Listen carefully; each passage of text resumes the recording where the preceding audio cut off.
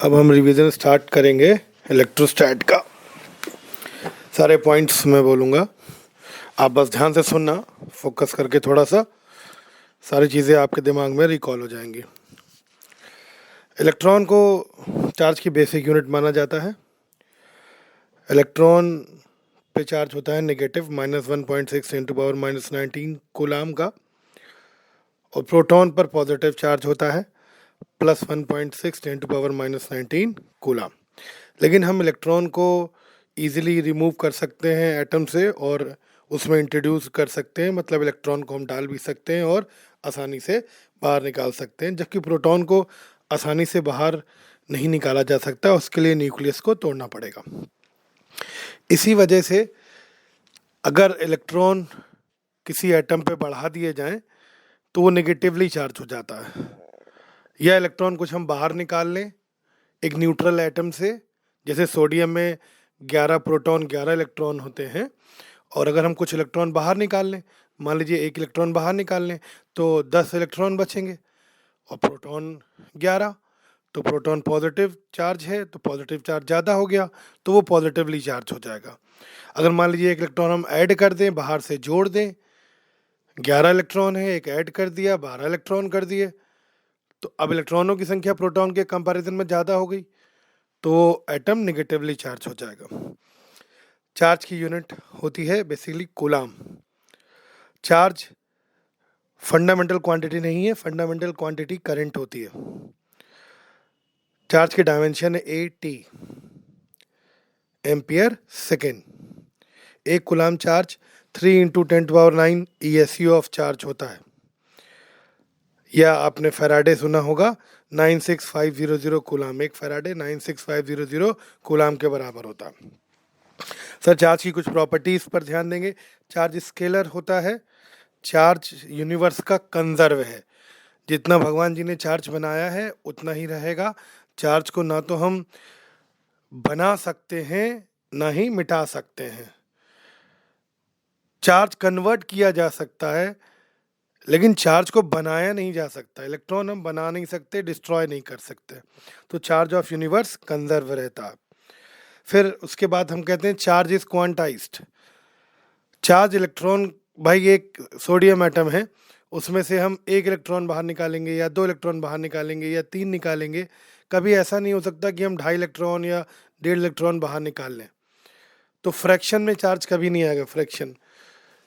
तो इसलिए कहते हैं चार्ज इज क्वांटाइज। चार्ज जो है वो क्वांटाइज्ड होता है।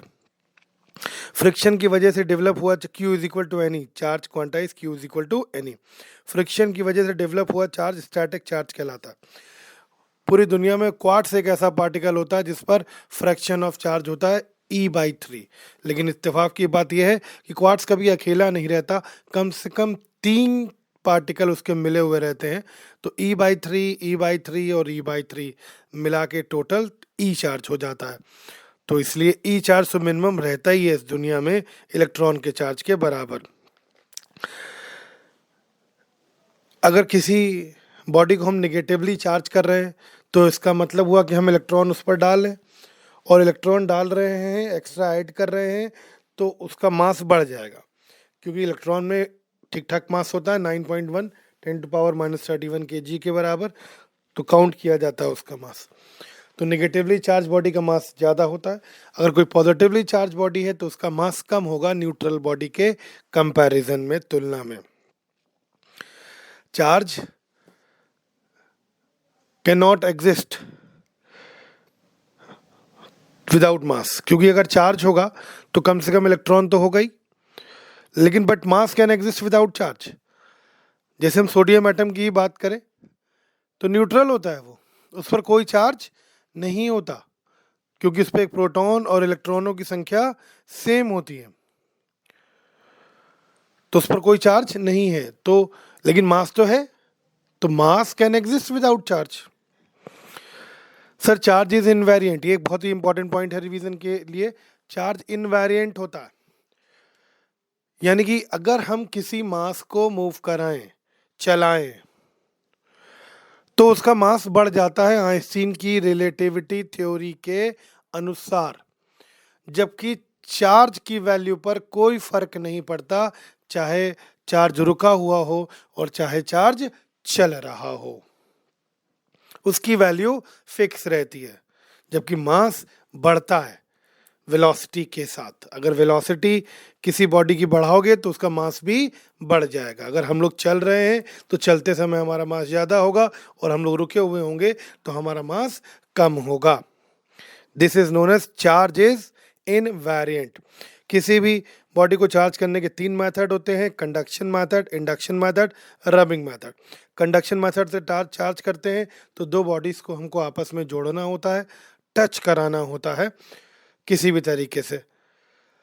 अगर सिमिलर बॉडीज होती हैं तो दोनों बॉडीज पर equal and opposite charge develop होता है, सॉरी अपोजिट नहीं, equal and same charge develop होता है, Q1 plus Q2/2 and Q1 plus Q2/2। Induction method में दो बॉडीज को टच नहीं कराते, बस पास पास रखते हैं। इस मेथड में दोनों बॉडीज पर equal and opposite charge develop होता है। इंडक्शन पॉइंट चार्ज पर नहीं होता। पॉइंट चार्ज का मतलब ऐसी बॉडी जिसका मास और साइज नेग्लेजिबल हो। इंडक्शन मेथड में कुछ बातें ध्यान रखने वाली हैं कि जो बॉडी से हम इंड्यूस करा रहे हैं, मेन बॉडी जो है जिस पर चार्ज है, उसके चार्ज पर कोई फर्क नहीं पड़ता, लेकिन दूसरी बॉडी चार्ज हो जाती है। इंडक्शन को हम एक तरीके से समझ सकते हैं इफेक्ट आना, प्रभाव आना। अरे भाई, किसी का अगर हमारे ऊपर प्रभाव आएगा तो हम उससे प्रभावित होंगे, तो जिसका प्रभाव आ रहा है उसके ऊपर तो कोई फर्क नहीं पड़ेगा ना। अगर हम किसी संत महात्मा से प्रभावित हो रहे हैं तो हम प्रभावित हो रहे हैं, संत महात्मा को क्या फर्क पड़ता है? तो यानी कि जो मेन बॉडी है उसके चार्ज पर कोई फर्क नहीं पड़ता, हमारे ऊपर चार्ज डेवलप होता है, हम कितना प्रभाव गेन करते हैं। चार्ज की वैल्यू जो डेवलप होती है वो Q dash is equal to Q1 minus 1/K। Q dash is equal to Q1 minus 1/K with negative sign. Positive body ने अगर इंडक्शन कराया है तो नेगेटिव डेवलप होगा, और नेगेटिव ने इंडक्शन कराया तो पॉजिटिव डेवलप होगा। K डाइलेक्ट्रिक कांस्टेंट है। अगर मेटल होता है तो Q dash is equal to minus Q आता है, सेम अमाउंट का चार्ज बट अपोजिट नेचर में डेवलप होता है। मेटल के लिए K की वैल्यू इनफाइनाइट होती है। सर, अर्थिंग का मतलब होता है किसी बॉडी का पोटेंशियल जीरो कर देना, ये भी एक इंपॉर्टेंट पॉइंट है, याद रखिएगा। रबिंग मेथड में एक बॉडी से दूसरी बॉडी को रब कराते हैं तो एक बॉडी का चार्ज दूसरी बॉडी में ट्रांसफर हो जाता है। तो एक बॉडी पर अगर नेगेटिव चार्ज आएगा तो दूसरी पर उतना ही पॉजिटिव चार्ज आएगा।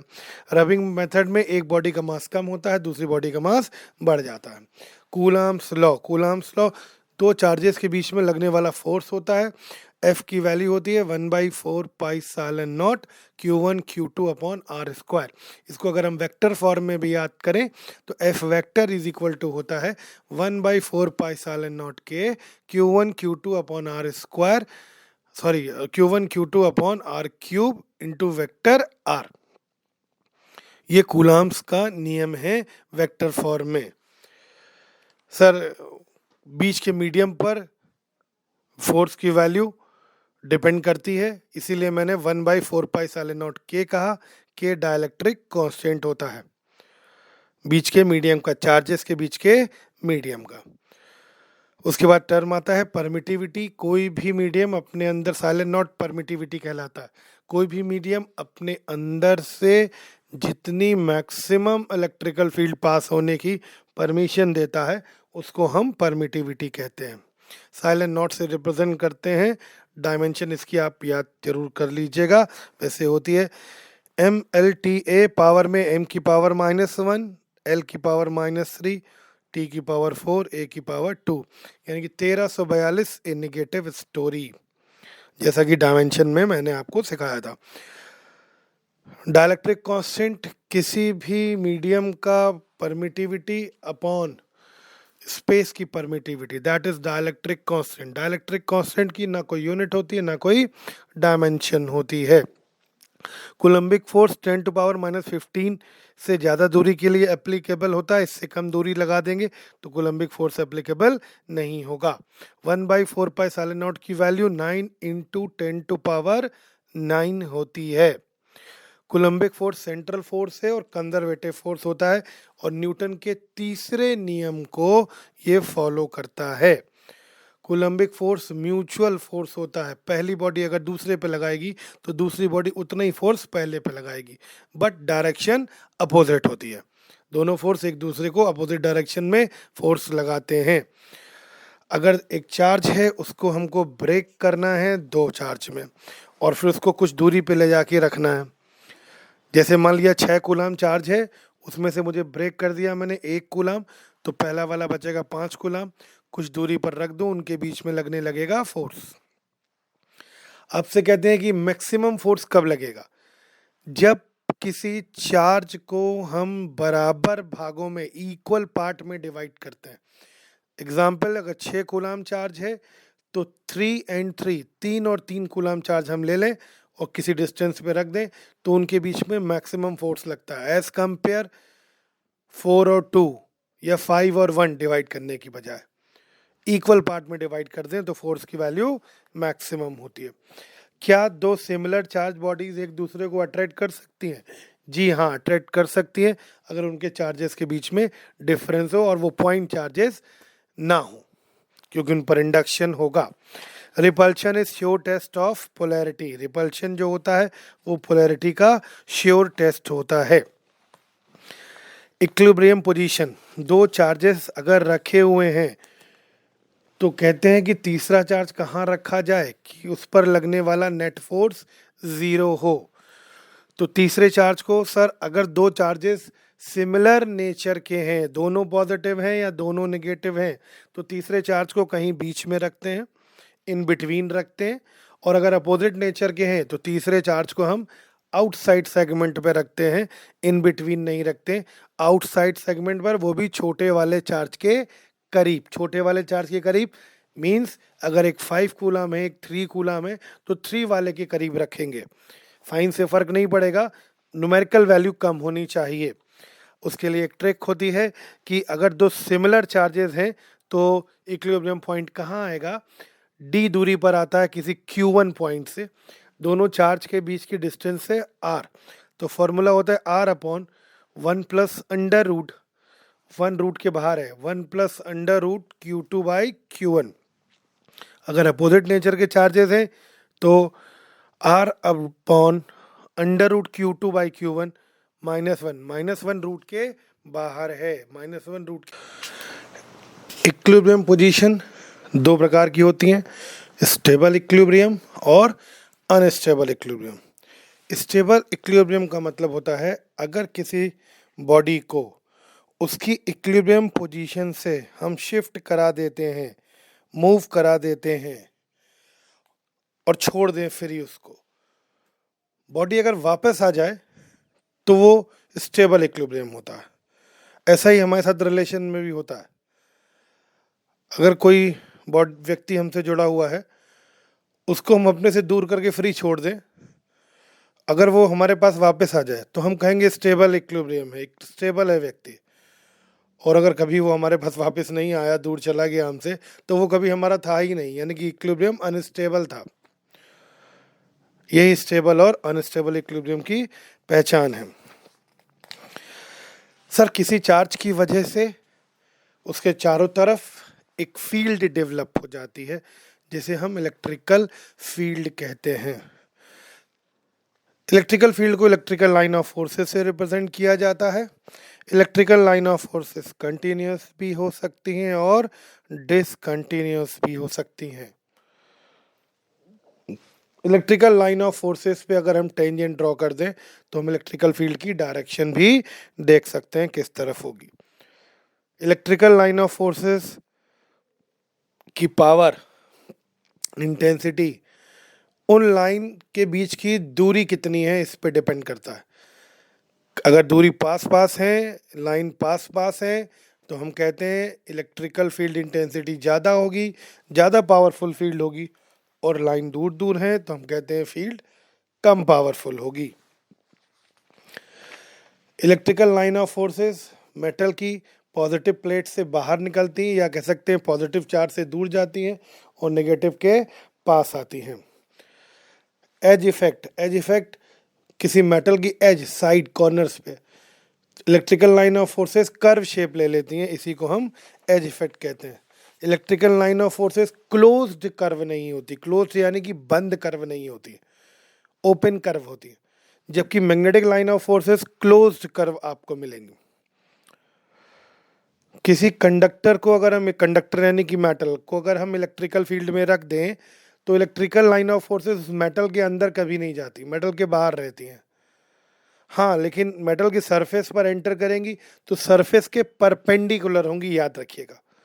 सरफेस के परपेंडिकुलर एंटर करती हैं और परपेंडिकुलर ही इमर्ज होती हैं। सरफेस के परपेंडिकुलर होना जरूरी है electrical line of forces conductor के लिए। अगर किसी फील्ड में पॉजिटिव चार्ज हम रख दें तो उस पर फोर्स लगता है QE, और पॉजिटिव चार्ज पर इलेक्ट्रिकल फील्ड की डायरेक्शन में फोर्स लगता है, और नेगेटिव चार्ज पर इलेक्ट्रिकल फील्ड की डायरेक्शन के अपोजिट फोर्स लगता है। अगर मैग्नीट्यूड देखें तो फोर्स का मैग्नीट्यूड होता है QE, Q यानी कि charge, E electrical field intensity. अब इलेक्ट्रिकल फील्ड इंटेंसिटी के बारे में कुछ चीज़ें पढ़ते जाएंगे, सुनते जाएंगे हम लोग।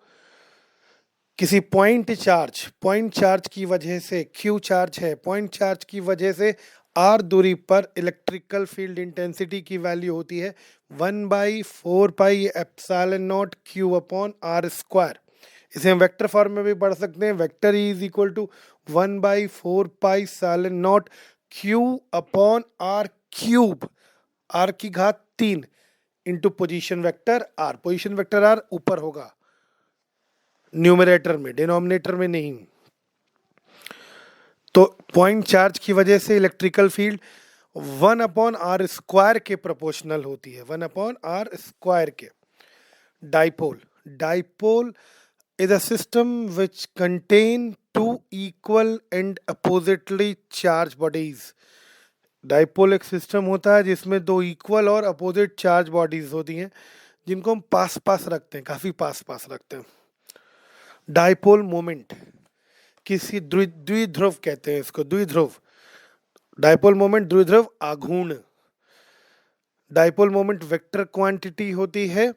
डाइपोल मोमेंट की वैल्यू होती है चार्ज का मैग्नीट्यूड, क्योंकि एक प्लस Q चार्ज है, एक माइनस Q चार्ज है, तो उसका मैग्नीट्यूड लिया जाता है Q into distance between the charges, charges के बीच की दूरी डाइपोल मोमेंट कहलाता है। वेक्टर होता है, vector P is equal to Q into distance between the charges into unit vector N।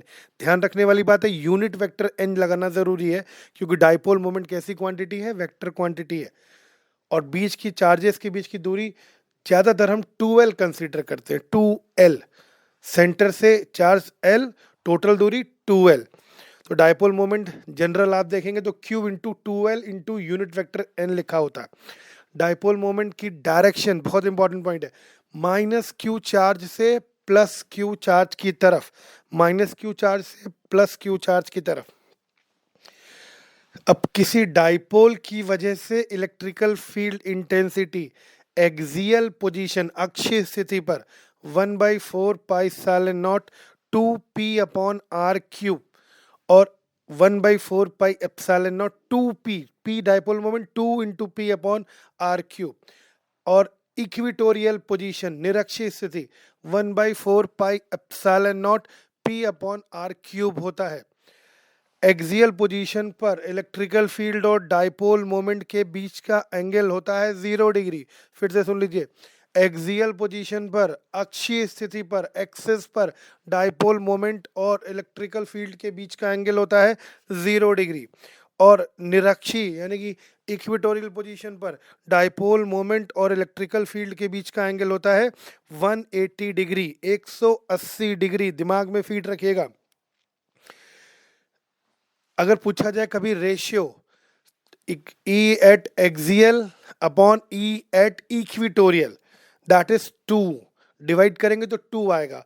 Axial position पर electrical field upon equatorial position पर electrical field की वैल्यू कितनी होती है, 2, दैट इज 2 2 is to 1। हाँ, एक बात और ध्यान रखने वाली बात है, इलेक्ट्रिकल फील्ड की डायरेक्शन हमेशा एक्सिस के अलोंग होती है, चाहे एक्सियल पोजीशन पे बात हो चाहे इक्विटोरियल पोजीशन पर बात हो। एक्सिस के अलोंग, जिस एक्सिस के अलोंग डाइपोल रखा हुआ है, अगर डाइपोल एक्स एक्सिस के अलोंग रखा है तो इलेक्ट्रिकल फील्ड एक्स एक्सिस के अलोंग होगी। डाइपोल वाई एक्सिस के अलोंग रखा हुआ है तो इलेक्ट्रिकल फील्ड की डायरेक्शन वाई एक्सिस के अलोंग होगी, चाहे आप एक्सियल पे देखो चाहे आप इक्विटोरियल पर देखो। potential energy of dipole, that is u is equal to minus p dot e, p dipole moment dot product electrical field, यानी कि minus P E cos theta. Theta dipole moment और electrical field के बीच का angle होता है। Theta is the angle between dipole moment and electrical field. अगर किसी dipole को हम अपनी इक्विलिब्रियम पोजीशन से थीटा डिग्री घुमा दे, थोड़ा सा घुमा के छोड़ दे, तो dipole small oscillation, small distance घुमा दे और छोड़ दें तो डाइपोल ऑसिलेट करने लगता है सिंपल हार्मोनिकली। टाइम पीरियड होता है t is equal to 2 pi under root I upon P E, 2 pi under root I upon P E, जहां पर आई होता है moment of inertia, p dipole moment, E electrical field intensity. फिर से सुन लीजिए, T is equal to 2 pi under root I upon P E. I moment of inertia है, P dipole moment है और E इलेक्ट्रिकल फील्ड इंटेंसिटी होती है। Electrical field, अब कुछ डिफरेंट बॉडीज की वजह से electrical field at the centre of ring, एक चार्ज रिंग है उसके सेंटर पर इलेक्ट्रिकल फील्ड 0 होती है। चार्ज रिंग के सेंटर पर इलेक्ट्रिकल फील्ड की वैल्यू 0 होती है। इसमें एक छोटी सी ट्रिक भी आप फॉलो कर सकते हो। अगर कोई रिंग अपने सेंटर पर अल्फा एंगल सबटेंड कर रही है, अगर कोई रिंग अपने सेंटर पर अल्फा एंगल सबटेंड कर रही है तो इलेक्ट्रिकल फील्ड की वैल्यू होगी 1/4 pi sine naught q upon are square sine alpha by 2 upon alpha by 2।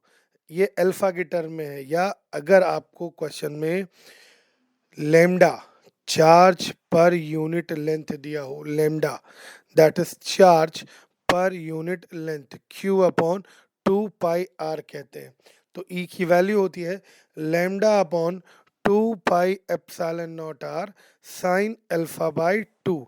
Lambda is equal to E is equal to lambda upon 2 pi epsilon naught r sine alpha by 2। Lambda is charge per unit length, एकांक लंबाई पर present charge. अब अगर हम alpha की value बदलते जाते हैं तो इलेक्ट्रिकल फील्ड की वैल्यू बदलती जाती है। एक जनरल जरूर याद रखिएगा, सेमी सर्कुलर रिंग, आधी रिंग की वजह से सेंटर पर इलेक्ट्रिकल फील्ड की value that is lambda upon 2 pi epsilon naught into r, lambda upon 2 pi epsilon naught into r. और इलेक्ट्रिकल फील्ड की डायरेक्शन रिंग के डायमीटर की डायरेक्शन के परपेंडिकुलर होती है। इलेक्ट्रिकल फील्ड की डायरेक्शन रिंग के डायमीटर की डायरेक्शन के परपेंडिकुलर होती है। इसके बाद कुछ बॉडीज के बारे में और बात करते हैं। Electrical field due to rod और द सिलेंड्रिकल कंडक्टर, किसी रॉड की वजह से उस रॉड से आर दूरी पर एक पॉइंट है पी, जो रॉड के एक सिरे से अल्फा एंगल बना रहा है और एक सिरे से बीटा एंगल बना रहा है। एक सिरे से अल्फा, एक सिरे से बीटा। तो एल ई की वैल्यू, सर याद रखना ये पॉइंट से एंगल है, पॉइंट से, रॉड के एंड से नहीं है। पॉइंट पी है, पी से एंगल एक तरफ अल्फा और पी से एक तरफ एंगल बीटा। तो lambda upon 4 pi epsilon naught r sine alpha plus sine beta, ये फॉर्मूला होता है। अगर इसी में इनफाइनाइट लेंथ की रॉड हो तो अल्फा भी 90 और बीटा भी 90, तो ये फॉर्मूला आ जाएगा। इनफाइनाइट लेंथ की रॉड की वजह से आर डिस्टेंस पर इलेक्ट्रिकल फील्ड की वैल्यू होती है lambda upon 2 pi epsilon naught into r. फिर से याद रखिएगा, डायरेक्ट पूछते हैं, lambda upon 2 pi epsilon naught into r. Infinite length की रॉड की वजह से r दूरी पर इलेक्ट्रिकल फील्ड का फॉर्मूला।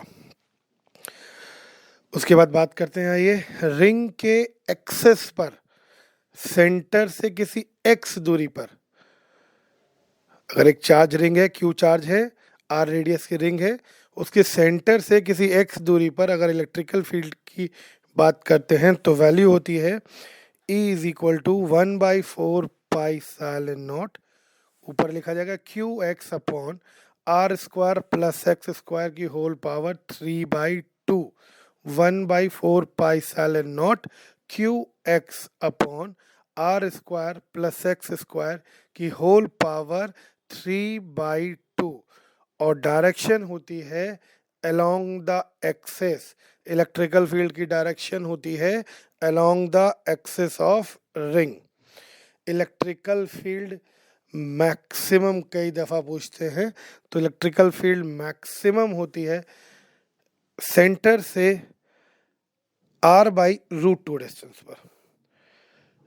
अगर रिंग में पूछा जाए एक्सिस पर किस पॉइंट पर इलेक्ट्रिकल फील्ड मैक्सिमम होती है, तो सेंटर से r/√2 डिस्टेंस पर इलेक्ट्रिकल फील्ड की वैल्यू मैक्सिमम होती है। आइए इसके बाद बात करते हैं एक थिन कंडक्टिंग शीट है, उसकी वजह से कंडक्टिंग शीट है उसकी वजह से किसी पॉइंट P पर इलेक्ट्रिकल फील्ड की वैल्यू, तो E इज इक्वल टू होता है सिग्मा अपॉन 2 एप्सिलॉन नॉट के, सिग्मा अपॉन 2 एप्सिलॉन नॉट के। सिग्मा जहाँ पर चार्ज डेंसिटी है, Q upon A charge per unit area, charge density जिसको हम कहते हैं सिग्मा, तो E की value sigma upon 2 epsilon not होती है। एक इम्पॉर्टेंट बात, बहुत इम्पॉर्टेंट बात है कि कंडक्टिंग शीट की वजह से इलेक्ट्रिकल फील्ड की वैल्यू डिस्टेंस पे डिपेंड नहीं करती। जैसे गौर करिएगा, पॉइंट चार्ज की वजह से इलेक्ट्रिकल फील्ड 1/r² के प्रोपोर्शनल होती है, डाइपोल की वजह से 1/r³ के प्रोपोर्शनल होती है, एक लाइन चार्ज की वजह से 1/r के प्रोपोर्शनल होती है। उसी प्रकार से अगर एक मेटेलिक शीट है उसकी या प्लेट की भी यही बात होगी, मेटेलिक शीट है उसकी वजह से इलेक्ट्रिकल फील्ड आर पे डिपेंड नहीं करती, इंडिपेंडेंट ऑफ आर होती है, डिस्टेंस पे डिपेंड नहीं करती। कितनी भी डिस्टेंस पर ले लो, इलेक्ट्रिकल फील्ड की value sigma upon 2 epsilon not, और कोई मीडियम होगा तो के लिख देंगे, वरना सिग्मा अपॉन 2 एप्सिलॉन नॉट अगर एयर या वैक्यूम होगा तो।